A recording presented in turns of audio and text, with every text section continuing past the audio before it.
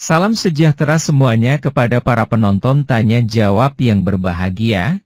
Semoga video ini bisa memberikan pengetahuan dan edukasi kepada para penonton, dan jangan lupa untuk like dan subscribe channel ini ya. Selamat malam Bang, Bang Amin. Iya, bisa on cam bro. Iya Bang? Bisa on cam, keren sekali nih fotomu nih. Bisa on cam. Lagi di luar Bang. Silakan buka kamera Bang. Di sini kalau bertanya on cam, kecuali darurat. Darurat gimana maksudnya Kak? Ya kan ada yang kesaksian, karena aku percaya Tuhan Yesus, aku nggak mau ditunjukkan mukanya, nggak apa-apa gitu. Tapi asal betul kesaksiannya, jangan bohong-bohong. Iya, saya tadi ingin bertanya aja sama Kak Mika. Tanya apa? Buka kameramu kalau gitu.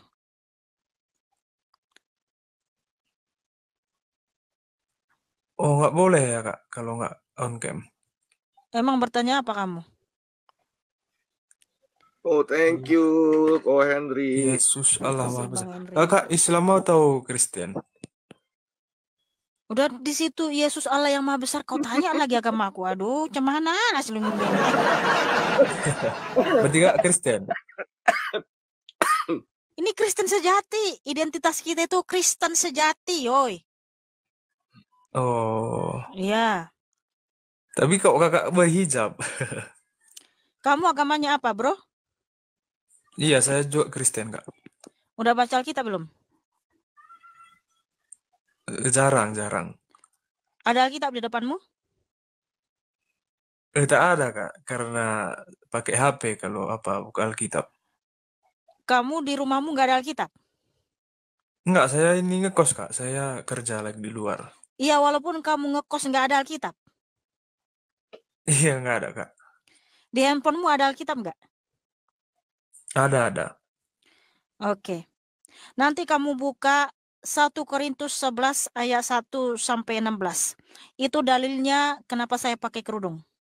Udah paham? Oh iya Kak, iya Kak. Iya. Terus gini, saya mau tanya sama kamu.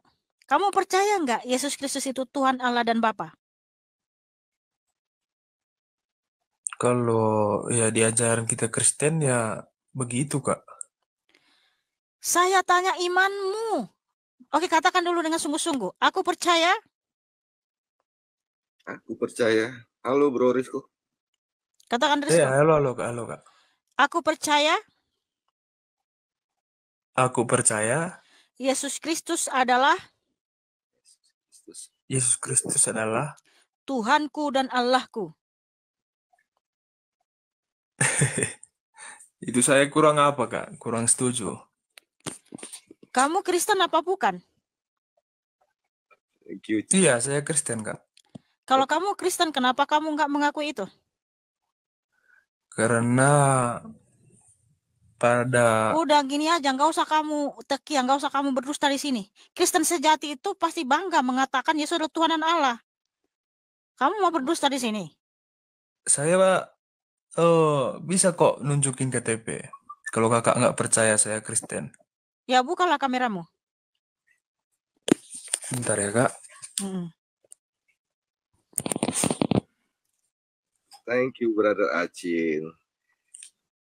Kalau di KTP Kristen itu hanya di KTP, tapi kau kagak mengimani. Iya. Makanya banyak Kristen KTP itu nggak masuk surga, dia masuk neraka karena dia Kristen KTP-nya dia yang Kristen, orangnya nggak Kristen. Tapi gini, Sis Mikana, banyak teman saya yang nggak ke gereja, nggak ini Kristen KTP, kalau disuruh sebutin, aku percaya Yesus sebagai Tuhan dan Allah dan Bapa, mereka ngomong kok. Nah ini dia ragu, makanya saya bingung ini. Angin nggak punya KTP guys. Thank you Brother Chin. Ini Kak. Buram ya Kak? Buram. Iya Kristen. Namanya siapa? Belum kawin. Udah aja biar. Iya ini sama ini. Iya namamu.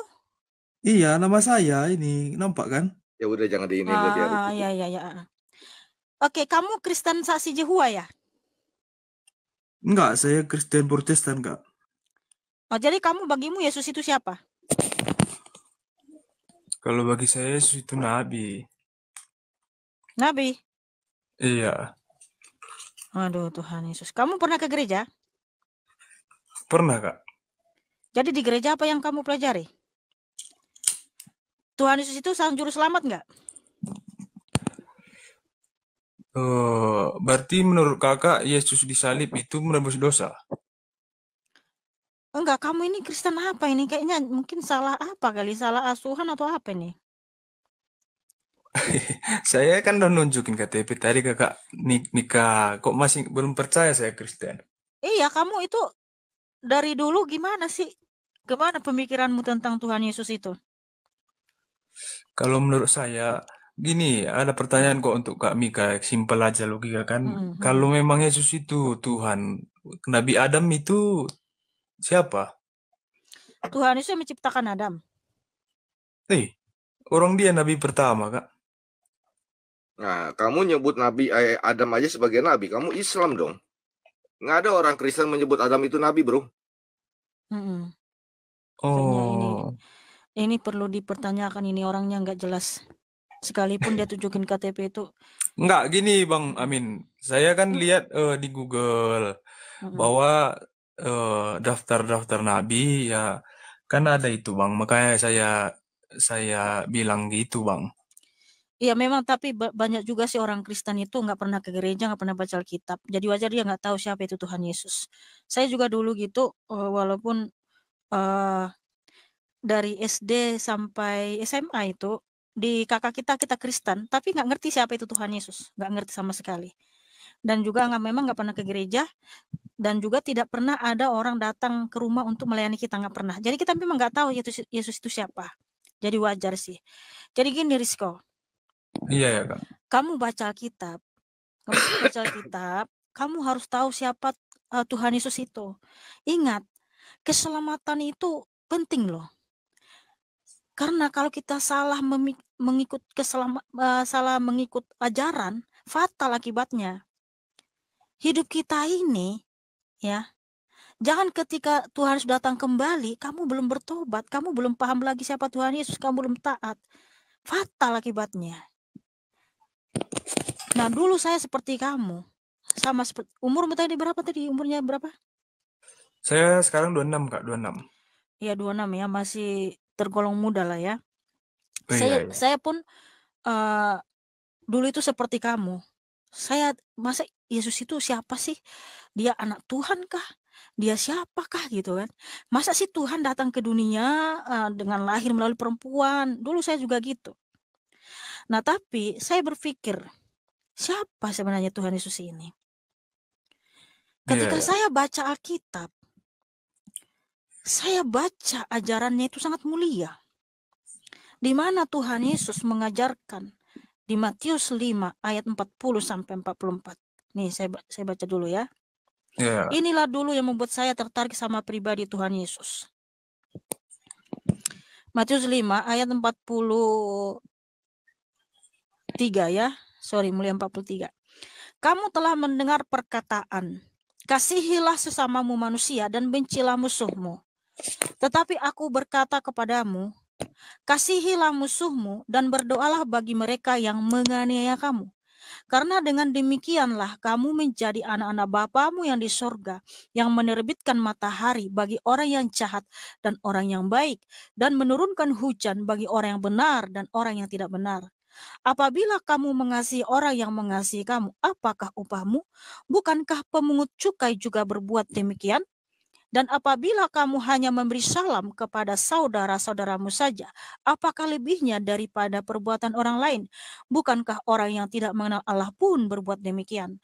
Karena itu, haruslah kamu sempurna sama seperti Bapamu yang di surga adalah sempurna. Saya tidak pernah menemukan ajaran seperti ini dimanapun selain dalam Tuhan Yesus. Kita disuruh mengasihi musuh, berdoa bagi musuh. Aduh, kita disenggol dikit aja udah marah. Gimana mau berdoa bagi dia? Karena apa? Tuhan Yesus itu adalah Allah yang kasih. Di mana Tuhan Yesus menciptakan matahari, menerbitkan matahari bagi orang benar dan orang tidak benar, menurunkan hujan bagi orang yang tidak benar dan orang yang tidak benar. Nah, inilah dulu yang membuat saya menjadi tertarik kepada Tuhan Yesus. Dan juga ketika saya baca Alkitab, banyak manusia-manusia yang berdosa datang kepada Tuhan Yesus. Mereka menangis. Ya, mereka menangis di kaki Tuhan Yesus, sujud kepada Tuhan Yesus untuk minta pengampunan. Bahkan orang-orang ahli Farisi ya berkata dalam hatinya, kalau dia ini nabi, itu pikiran mereka ya, atau dia pikir dia maha tahu, pasti dia tahu nih perempuan berdosa. Tapi Tuhan harus menyatakan sama orang itu ya, nanti kamu baca di Lukas ya. Di mana Tuhan mengatakan gini, kalau ada orang banyak hutang ya, contohnya nih, si Bang Amin berhutang sama kamu 1 miliar. Iya, Saya berhutang sama kamu itu 50.000. Nah, kami berdua ini tidak sanggup membayar hutang kami sama kamu. Siapa yang terlebih mengasihi kamu? Aku apa Bang Amin?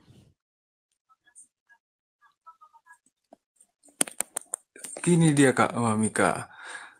Kalau memang Yesus itu Tuhan, ketika Yesus dia udah tahu berita yang buruk sama dia, kenapa dia berdoa? Saya pikir Kak.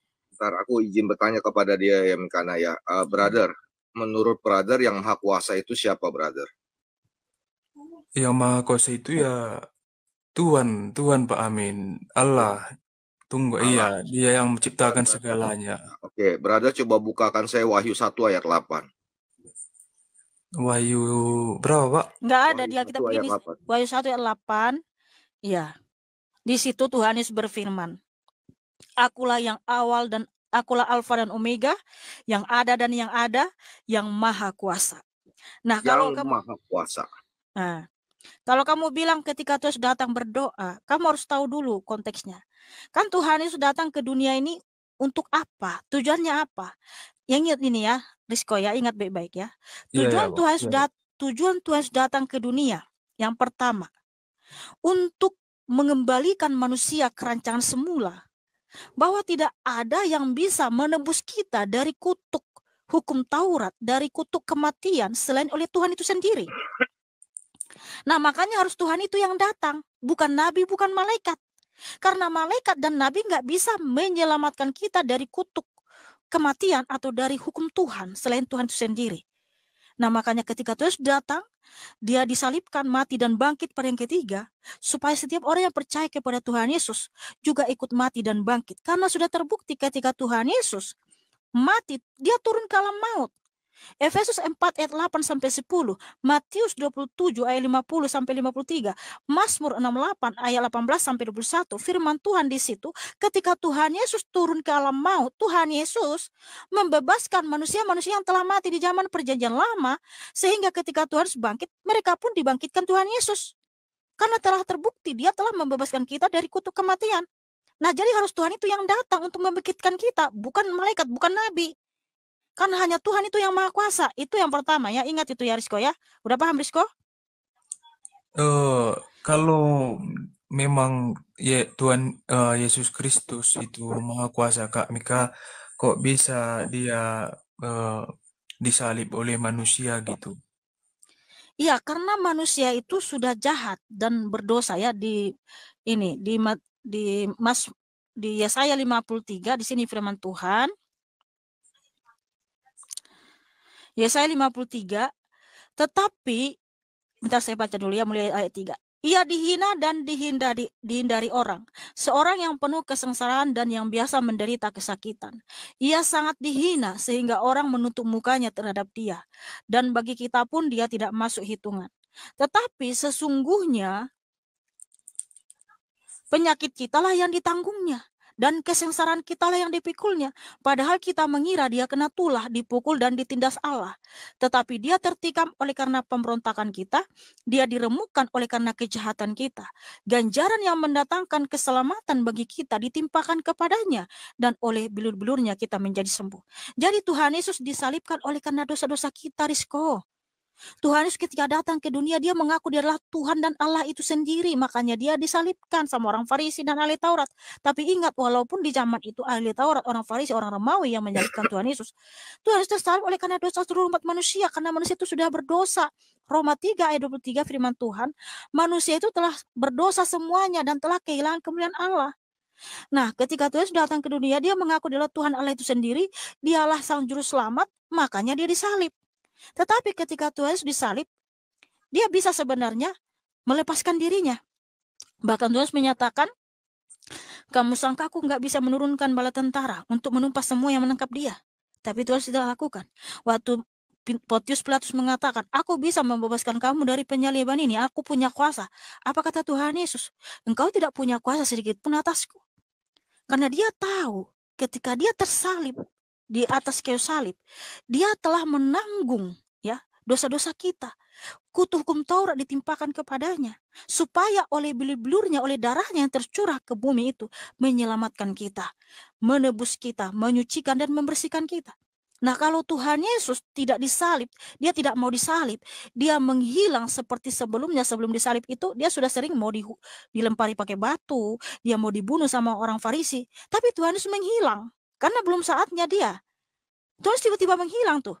Nah, kenapa Tuhan nggak tiba-tiba menghilang aja waktu disalib? Karena sudah tiba waktunya. Karena untuk itulah dia datang ke dunia, untuk disalibkan. Karena dia sudah tahu ketika dia datang ke dunia, memang dia disalib sama manusia.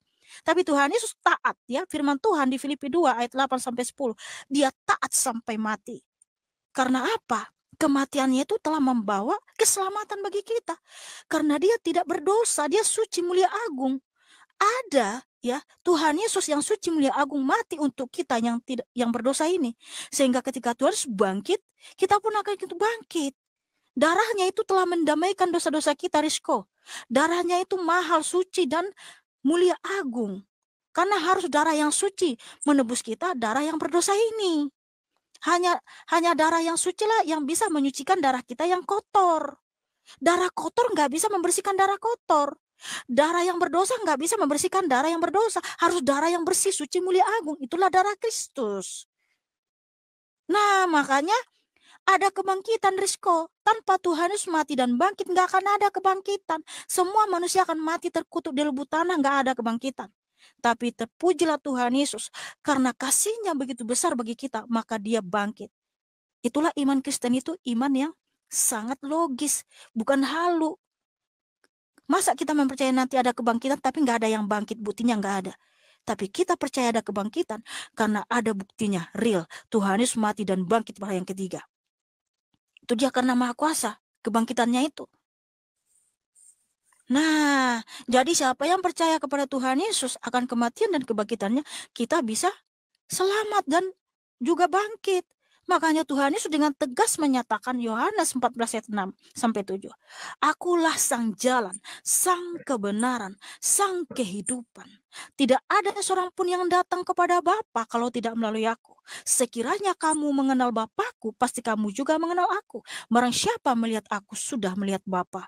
Arti kata Bapa di situ adalah kerajaan surga. Kenapa terus menyatakan akulah sang jalan? Tanpa darah Kristus tidak ada seorang pun yang bisa masuk surga. Kenapa? Kita semua berdosa, darah kita ini berdosa.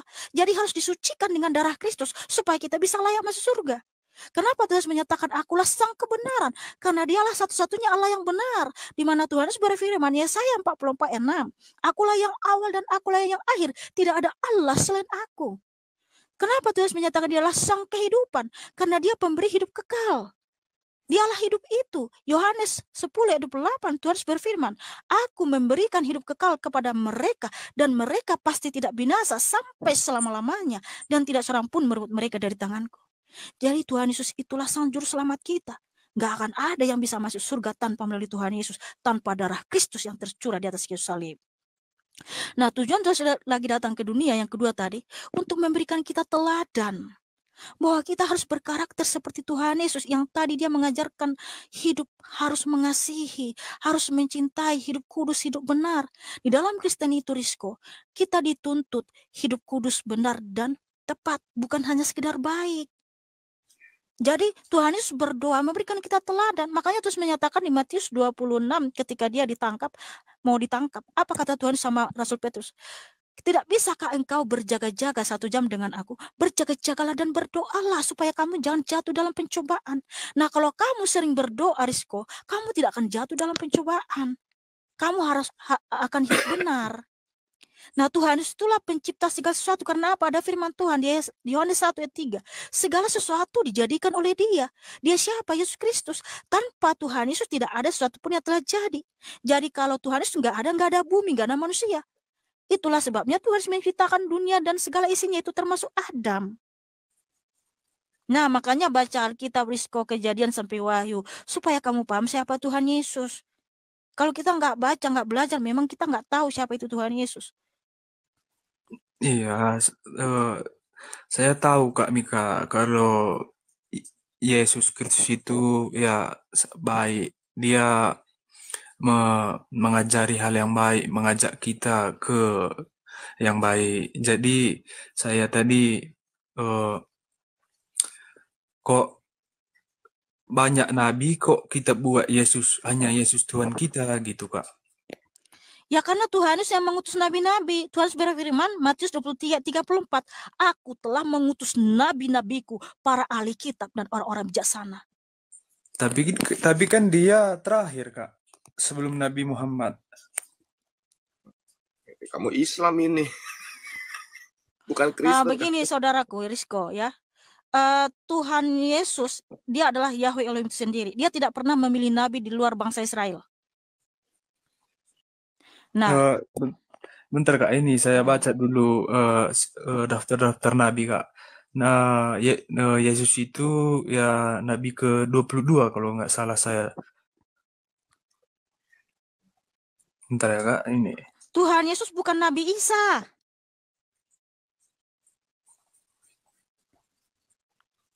Oh, bukan Nabi Isa kalau di Kristen. Bukanlah. Ya makanya aneh juga ya.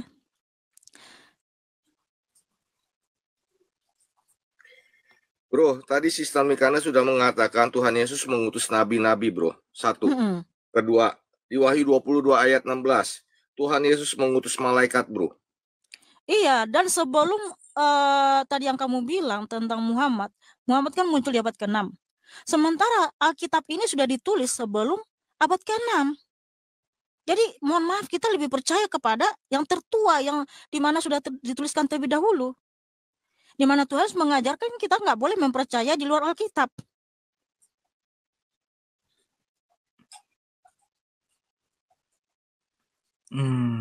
Kalau Tuhan Yesus itu sebagai nabi, bisa gak nabi mengutus malaikat? Bisa gak nabi mengutus nabi-nabi, rasul-rasul? Iya. Oke, seperti itu doa Rizko ya. Terima kasih saudaraku. Tuhan Yesuslah yang mengenal kamu, siapa kamu sesungguhnya, tapi kami berdoa kiranya Tuhan Yesus menjamah hatimu, ya, memberikan kamu hikmat, kecerdasan, ya, karunia dalam mengerti firman Tuhan Yesus yang telah kami sampaikan ya. Tuhan Yesus mengasihimu dan memberkatimu saudaraku. Tepuk tangan buat Rizko.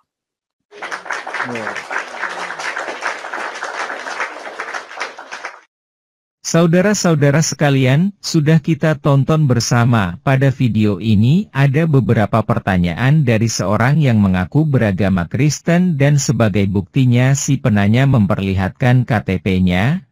Lalu dia menanyakan kenapa Mihana kok memakai kerudung atau hijab, kemudian Mihana menunjukkan dalil di Alkitab bahwa umat Kristen yang wanita itu harus memakai kerudung saat berdoa. Lalu yang menarik kemudian adalah pernyataan dari si penanya yang mengatakan bahwa dia tidak percaya bahwa Yesus itu Tuhan atau Allah tapi hanya seorang nabi. Terus si penanya menanyakan kalau Yesus itu Tuhan yang Maha Kuasa kok bisa disalibkan oleh manusia. Tapi kemudian Mihana menjelaskan secara panjang lebar berdasarkan keimanan Kristen kenapa Yesus itu disalib dan kenapa Yesus tidak mau menggunakan kekuasaannya sebagai Tuhan pada waktu disalib. Jadi tolong tuliskan komentar Anda untuk video ini. Terima kasih. Jawabannya lihat ayat di Alkitab. 1 Korintus 11, lihat perikopnya di ayat 1-16. Matius 5, lihat perikopnya di ayat 40-44. Wahyu 1:8, Aku adalah Alfa dan Omega, firman Tuhan Allah, yang ada dan yang sudah ada dan yang akan datang, yang Maha Kuasa. Efesus 4, lihat perikopnya di ayat 8-10. Matius 27, lihat perikopnya di ayat 50-53. Mazmur 68, lihat perikopnya di ayat 18-21. Yesaya 53, lihat perikopnya di ayat 3-5. Roma pukul 3:23 karena semua orang telah berbuat dosa dan telah kehilangan kemuliaan Allah. Yohanes 14:6 kata Yesus kepadanya, Akulah jalan dan kebenaran dan hidup. Tidak ada seorang pun yang datang kepada Bapa, kalau tidak melalui aku. Yohanes 14:7 Sekiranya kamu mengenal aku, pasti kamu juga mengenal Bapa-Ku. Sekarang ini kamu mengenal Dia dan kamu telah melihat Dia. Yesaya 44:6 Beginilah firman Tuhan, Raja dan Penebus Israel, Tuhan semesta alam, Akulah yang terdahulu dan Akulah yang terkemudian, tidak ada Allah selain daripadaku. Yohanes pukul 10:28 Dan aku memberikan hidup yang kekal kepada mereka dan mereka pasti tidak akan binasa sampai selama-lamanya dan seorang pun tidak akan merebut mereka dari tanganku. Yohanes 1:3 Segala sesuatu dijadikan oleh Dia dan tanpa Dia tidak ada suatu pun yang telah jadi dari segala yang telah dijadikan. Matius pukul 23:34 Sebab itu, lihatlah, Aku mengutus kepadamu nabi-nabi, orang-orang bijaksana dan ahli-ahli Taurat.